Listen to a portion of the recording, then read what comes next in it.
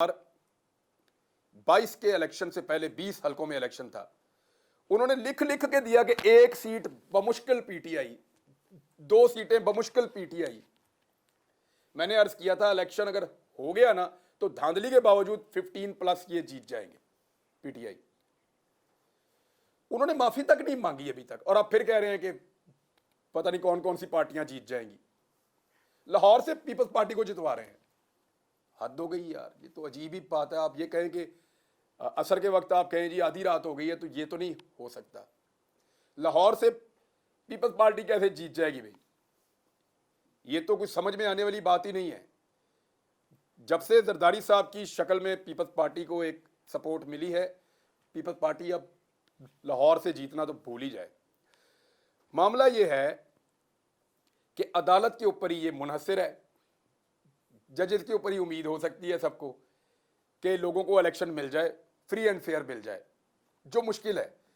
लेकिन मेरे ख्याल में ये जो कुछ हमने पिछले चंद हफ्तों में देखा है, उससे एक बात तो मुझे समझ आई है।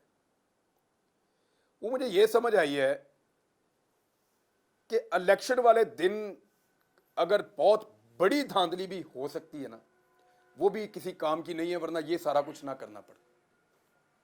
सनम जवेद के कागजात जो हैं वो अदालत से भी मसला, टेक्निकल ग्राउंड के ऊपर कोई मसला उसका बना है। नून लीग के बुकरा वहाँ मौजूद थे, वो फोन करके मुबारकबादें दे रहे थे। मैंने आपसे कहा था कि अगर इसका मरियम नवाज से मैच पड़ेगा तो ये उसका इलेक्शन वार देगी, और वो ठीक थी बात, वो बिल्कुल सही थी बात। ये बहुत बड़ी चिपक है, इसने मरियम नवाज को चिपक जाना था। बहुत से नए लोगों को पीटीआई का टिकट मिला, तो आपने कोशिश नहीं की? उन्होंने काफी कोशिश की।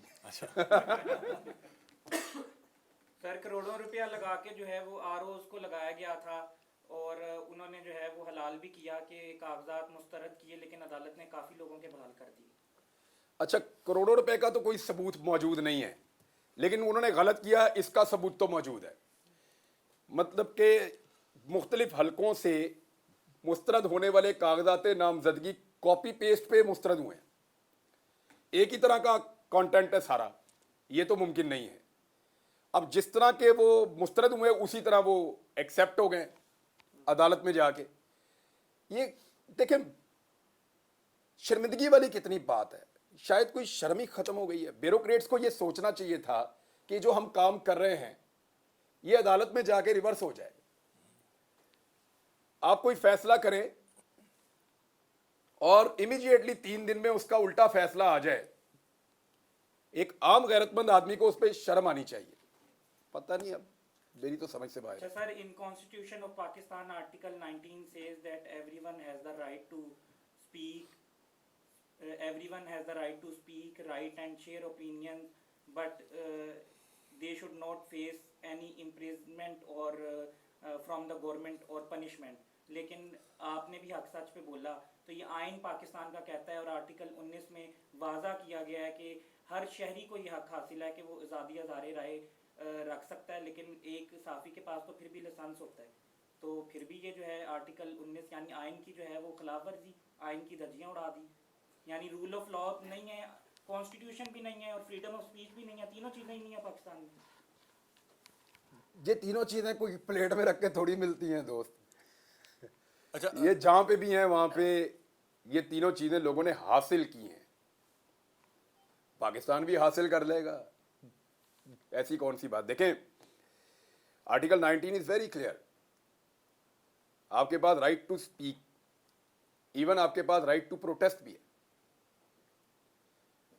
उसकी लिमिट्स भी डिफाइंड है कि ये उसकी लिमिट है, इससे आप क्रॉस नहीं कर सकते। कवानीन का गलत इस्तेमाल जरूर होता है और कानून की नाक को मोड़ के ताकतवर लोग अपने हक में इस्तेमाल भी कर लेते हैं बाज़ औक़ात, लेकिन अल्टीमेटली जो लॉ होता है जब आप उसके ऊपर चल रहे होते हैं तो कहीं ना कहीं रास्ता निकलता है।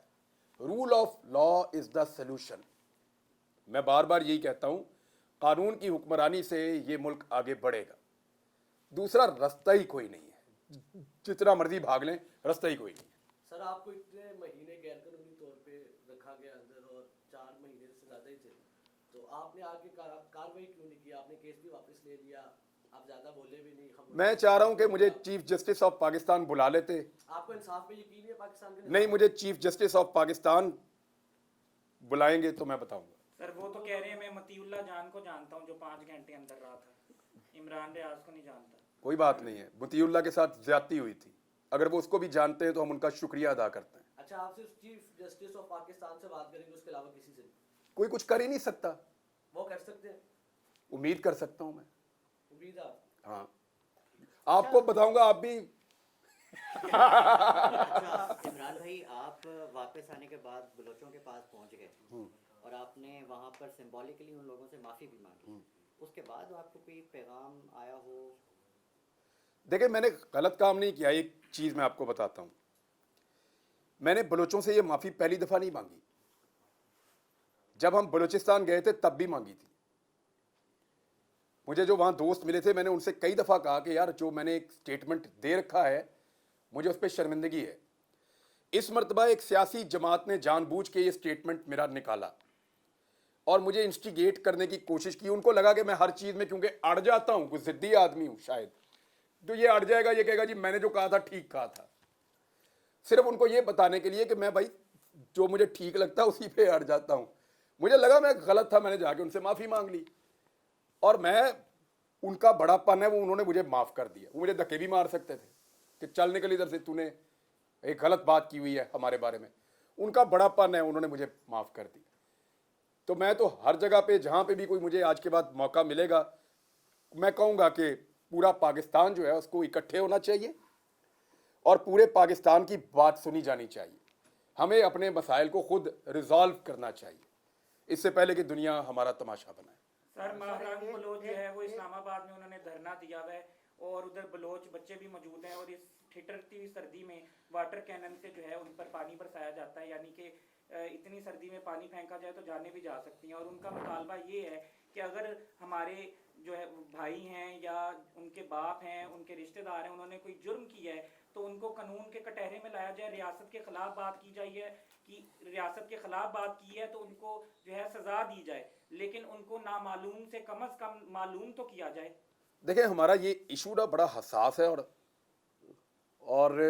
बड़ा तवज्जो तलब भी है। इसमें दो अलग अलग सोचें मौजूद हैं, दो अलग अलग। एक तरफ ये कहा जाता है कि जी रियासत दहशतगर्दों को जब पकड़ती है तो सजा नहीं दे पाती, कानून ऐसे नहीं है।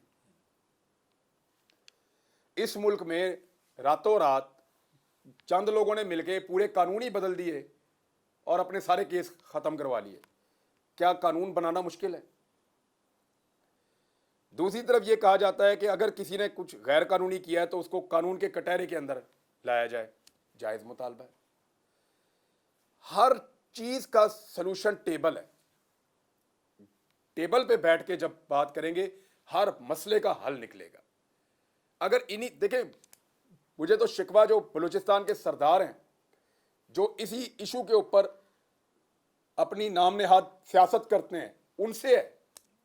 हर इलेक्शन में वो लोग इस इशू को बेचते हैं, इसके नाम के ऊपर वोट लेते हैं, एक्सप्लॉइट करते हैं सिचुएशन को। वो बैठ के बात क्यों नहीं करते, डायलॉग क्यों नहीं करते इसके ऊपर? बैठे बिठाएं, सबको बिठाएं। अगर कोई नाराज है तो उसको भी बिठाएं। इनकी लीडर होता कौन है, उसकी रिस्पॉन्सिबिलिटी होती है। वो लीडर जो होता है वो इदारों के और ग्रुप्स के बीच में भी ब्रिज बन सकता है। कौन है जिसने अब तक ऑफर किया हो कि मैं ब्रिज बनता हूं, आओ बैठो बात करते हैं? हाँ, कई लोगों ने कोशिश की है और सच्चे दिल से कोशिश की है।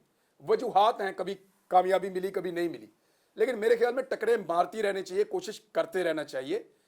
पाकिस्तान में चाहे मसाइल हों कबायली इलाकों में, चाहे बलूचिस्तान में, चाहे इंटीरियर में, शहरी सिंध में, पंजाब में, डायलॉग ही मसले का हल होता है और रूल ऑफ लॉ, ये दो चीज़। अच्छा इमरान भाई, आप ही क्यों वॉलंटियर क्यों नहीं करते कि चूँकि पूरा पस मंज़र है मिसिंग पर्सनस का, आप भी मिसिंग रहे, तो आप पिटिशन करें किसी भी अदालत में कि मैं हाजिर हूँ और मेरे वाले वाक़े को ही टेस्ट केस के तौर पर ले लें और मिसिंग पर्सनस के मामले को जो है वो सीरियस लें, कोई तो अदालत इनिशिएटिव ले।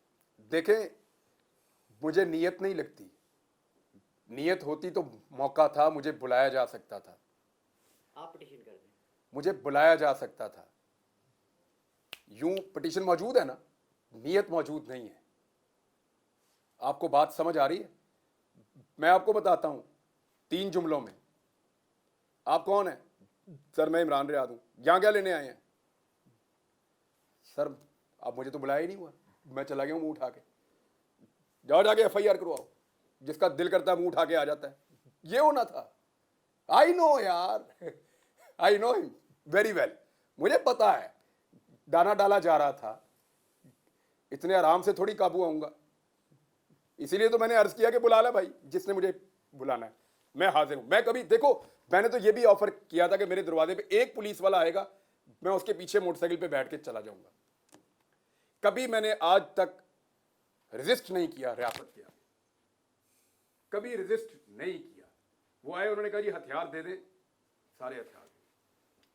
वो आए जी, उन्होंने कहा ये चीज चाहिए, नहीं जी। वो आए, उन्होंने कहा जी आप गाड़ी से निकले, आपको लेकर जाना है, मैं निकला, मैंने कहा चले। जहां पे जब जो कहा मैंने वो मान लिया। बुलाए जाऊंगा। अच्छा सर, जो एक रिकॉर्ड है काजी फाइज ईसा साहब का, सबसे बड़ी अदालत के चीफ जस्टिस हैं, ह्यूमन राइट्स के ऊपर एक बड़ा इम्पैक्ट था, बहुत बना हुआ था। वो असदपुर के घर चले गए थे, आपको तो खैर वो मेरे दरवाजे खुले हैं, देखें मुझे भी 4.5 माह हो गए। अगर सारे शहरी उनके लिए उन्होंने फरमाया बराबर हैं, भाई मेरे दरवाजे खुले हैं, मैं देखता हूँ कब आए। वो तो बलोच धरने में नहीं जा रहे, जहाँ से वो खुद पैदाइश है उनकी बलोचिस्तान से, वो गोजरा पहुँच गए थे।